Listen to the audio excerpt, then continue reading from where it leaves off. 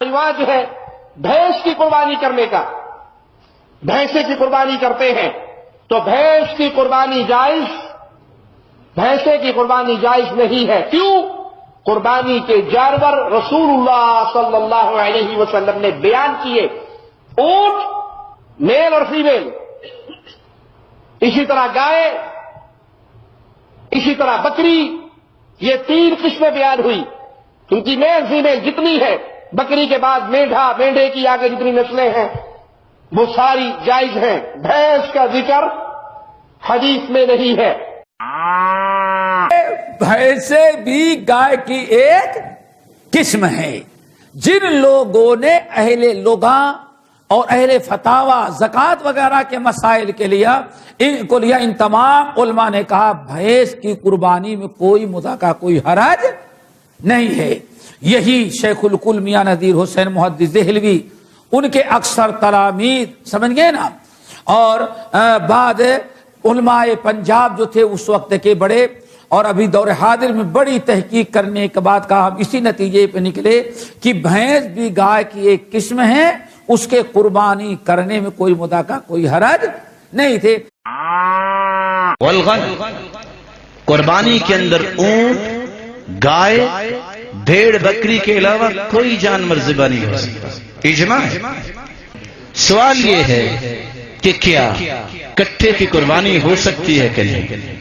علماء امت نے اس بارے میں جو احادیث کی روشنی بیان کیا کہ صحابہ، تابعین اور احادیث جو بتاتی ہیں کہ اللہ کے رسول صلی اللہ علیہ وسلم سے لے کے اونٹ، گائے، بھیڑ، بکری اور دمبا، اس کے علاوہ قربانی نہیں ہوئی۔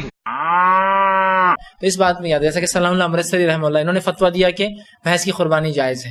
ٹھیک ہے، یہ بہت بڑے امام گزرے ہیں، ایک جو ہے، اور جمعیت اہل حدیث کی بانی بھی ہندوستان میں سن 1905 میں انہوں نے اس کی بنیاد ڈالی، ثناء اللہ امرتسری۔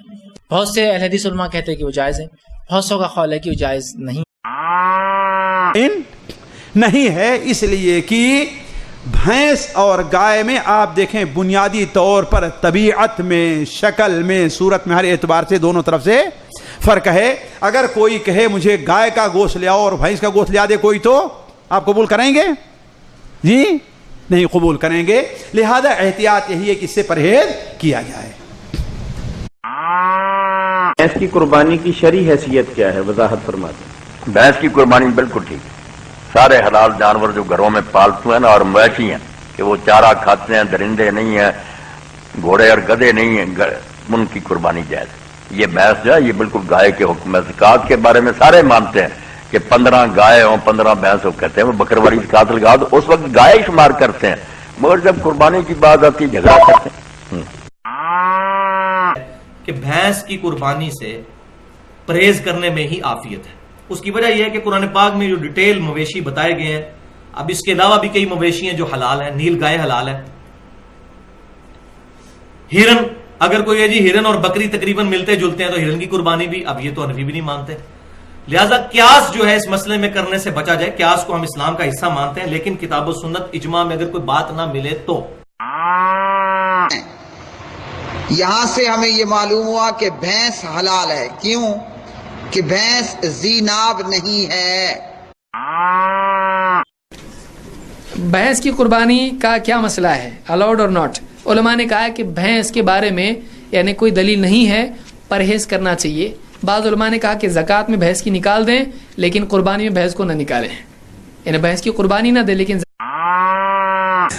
بھینس حلال ہے کہ حرام ہے؟ تو قرآن میں اس کا ذکر نہیں، حدیث میں اس کا ذکر ہے۔ میرے بھائیو، اگر آپ قرآن غور سے پڑھیں تو پتہ چل جائے گا اس میں کہ بھینس کا ذکر قرآن میں ہے۔ بھینس جس کو عربی میں جاموس کہا جاتا ہے، کسی بھی ڈکشنری میں آپ دیکھیں گے تو اس کے بارے میں جو تشریح ملے گی وہ یہ کہ نوع من البقر، یعنی بقر کی ایک قسم ہے۔ قرآن میں بقر کی حلت و حرمت کا ذکر ہے، جس کا مطلب ہے کہ جاموس یا وہ جب اس کی ایک قسم ہوئی تو وہ حلال ہے۔ اب آپ دیکھیں گے دنیا کے مختلف خطوں میں، آپ آسٹریلیا چلے جائیے، ہالینڈ چلے جائیے، جرمنی چلے جائیے، طرح طرح کے ایسے ایسے تگڑے لمبے تگڑے بیل اور بھینس اور گائے کی قسمیں آپ کو ملیں گی جو ہندوستان میں کہیں نظر نہیں آئے گی، پاکستان میں۔ تو کیا آپ کہیں گے کہ نہیں وہ ہالینڈ کی بھینس یا ہالینڈ کی گائے حلال ہے کہ نہیں حلال ہے؟ جب گائے ہے وہ بکر کی قسم میں ہے، بیل ہے وہ تو وہ حلال ہے، چاہے وہ ہالینڈ کی ہو، امریکہ کی ہو، جرمنی کی ہو، کسی بھی جگہ کی. جب وہ اس کی ایک قسم ہے، جاموس جو بھینس ہے وہ بقر کی ایک قسم ہے، تو وہ بھی حلال. نئے ممبر سے درخواست ہے کہ وہ ہمارے چینل کو سبسکرائب ضرور کریں اور اس گھنٹی کو بھی دبائیں، ہو سکے تو ویڈیو لائک بھی کریں اور شیئر بھی کریں. جزاک اللہ.